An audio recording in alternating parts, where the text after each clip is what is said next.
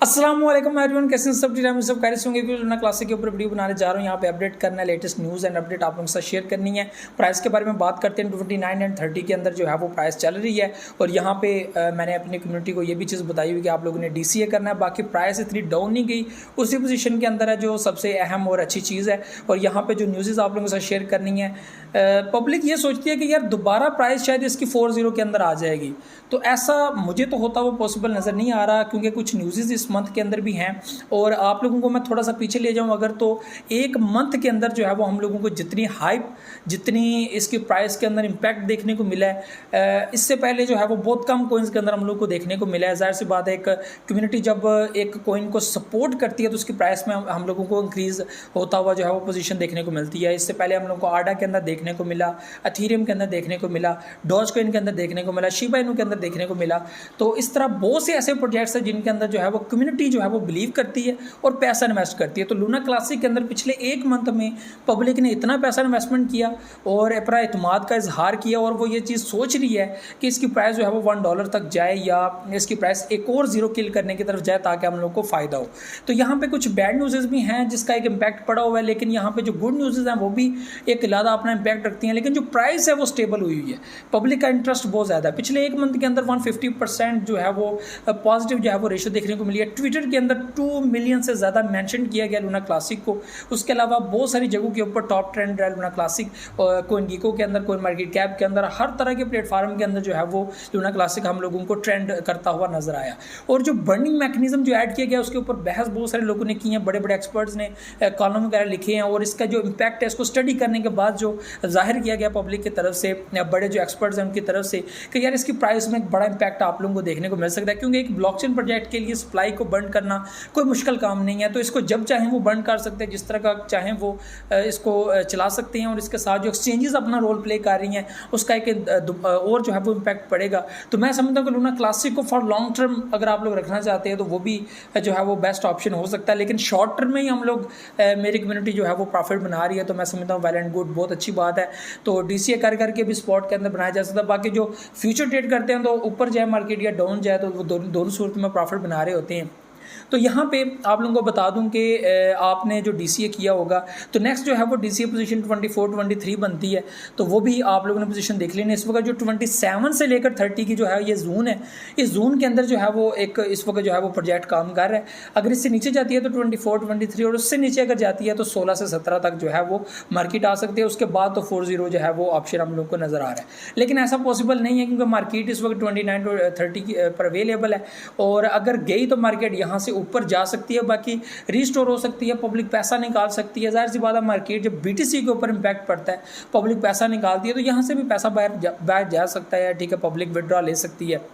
बाकी जो बर्निंग हो रही है, बर्निंग मैकेनिज्म ऐड किया गया है, और जो बाइनेंस की तरफ से इस मंथ जो है वो एक बड़ी अपडेट आप लोगों को देखने को मिलेगी, वो मैं आपको नेक्स्ट वीडियो में शेयर करूंगा। उसके रिलेटेड कुछ चीज़ें मैंने चेक करनी है, फिर मैं आप लोगों को वो सारी जो है वो गाइडेंस करूंगा। बाकी रेजिस्टेंस लेवल आपको मैंने बताया है कि इसके ऊपर रेजिस्टेंस लेवल 33-34 का है। उसके बाद जो रेजिस्टेंस लेवल है वो 37 से 38 का है। उसके बाद जो रेजिस्टेंस लेवल है वो 44 से 45 का है।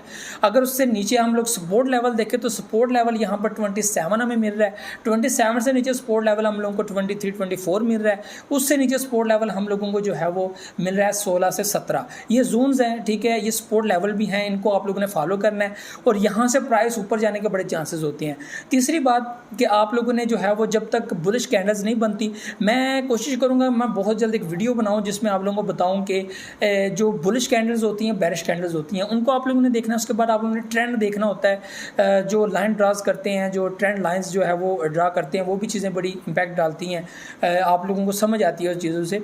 तो इनके ऊपर मैं जो है वो 1-2 वीडियोस वगैरह ज़रूर मैं बनाऊंगा, कोशिश करूंगा। तो ये सारी चीज़ें कन्फर्मेशन कैंडल के साथ साथ आप लोगों ने जो है वो एंट्रीज लेनी होती है।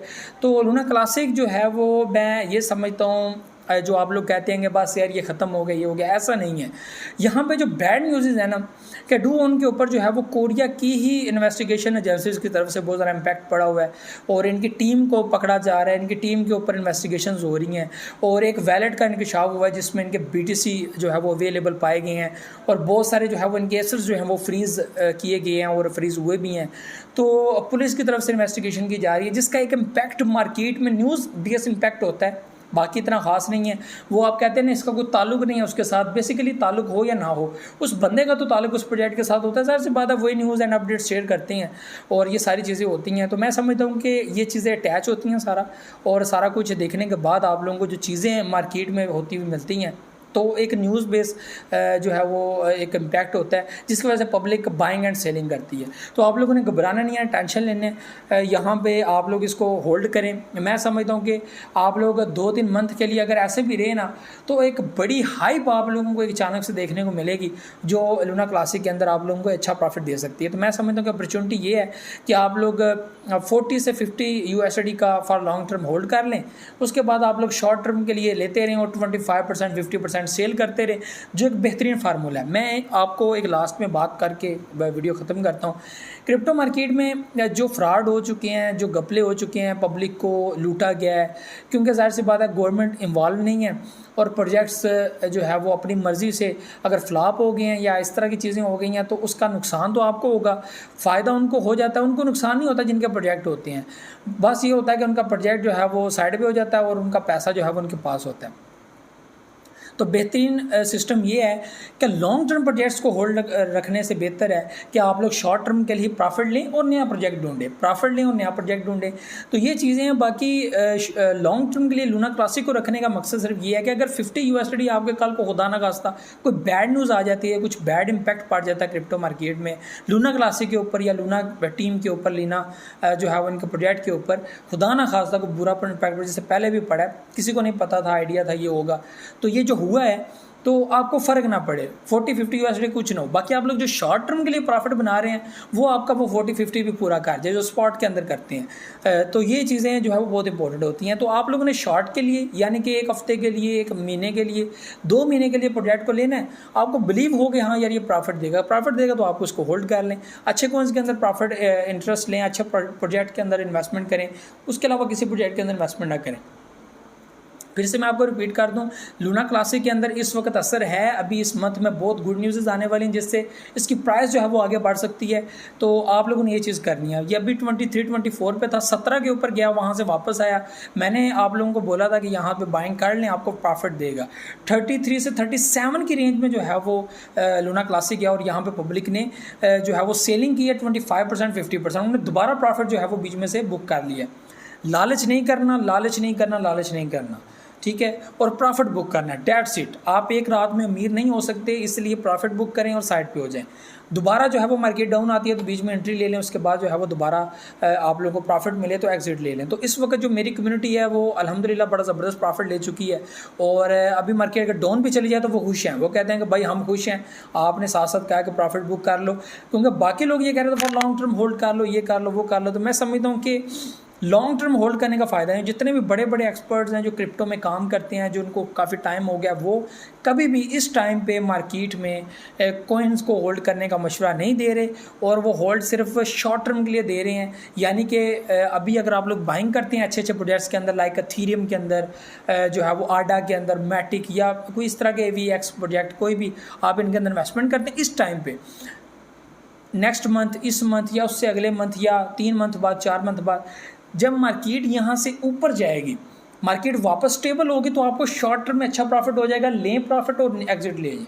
इस तरह का जो है वो फार्मूला आपके सामने रखते हैं। बाकी वो आपकी अपनी मर्जी होती है सारी चीज़ें। तो ये सारी चीज़ें वीडियो कलेक्शन को लाजमी कीजिएगा, अपना फीडबैक लाजमी दुआ में याद रखिए, बहुत सारा ख्याल रखिएगा। अल्लाह हाफ़िज़ नाज़िर।